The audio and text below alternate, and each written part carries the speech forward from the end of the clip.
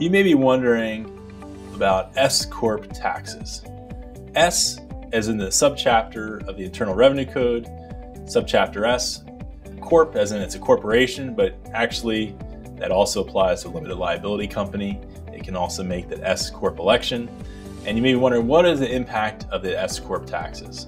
What is so great about it? Some people think that S stands for small business. That's not the case, all right? But in order to make that S Corp election, you have to be a U.S. citizen or green card holder. You have to have a 9-digit social security number, as do all of the owners of the business. So you also cannot have entities own the business. You cannot have corporations own the business. You cannot have LLCs own the business. You cannot have trusts own the business. They all have to be individuals. And so the S Corp, now you've talked about eligibility. Well, what's the advantage? Why would you do an S Corp?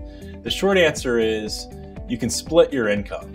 So normally in a partnership, your income is all subject to self-employment taxes. Whereas in an S Corp, you can split your income into what's employment income and also S dividend. S dividend is not subject to self-employment taxes. And so sometimes people want to do that. Now the question sometimes comes up, how much of my income can I dedicate or allocate to the S Corp dividend versus how much should I put in my self-employment?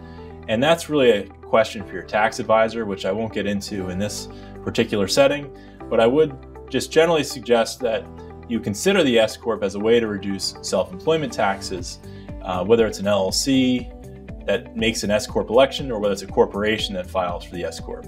But the main thing is you start out as a C Corp, you have to file within 75 days. It's called a 2553, a form to make the S Corp election. If you fail to make it within 75 days, the IRS has been more forgiving recently in late elections. But we do suggest you talk to your tax advisor and consider the S Corp as a way to reduce self-employment taxes, which can add up to thousands of dollars a year depending on the size of your business. Thank you.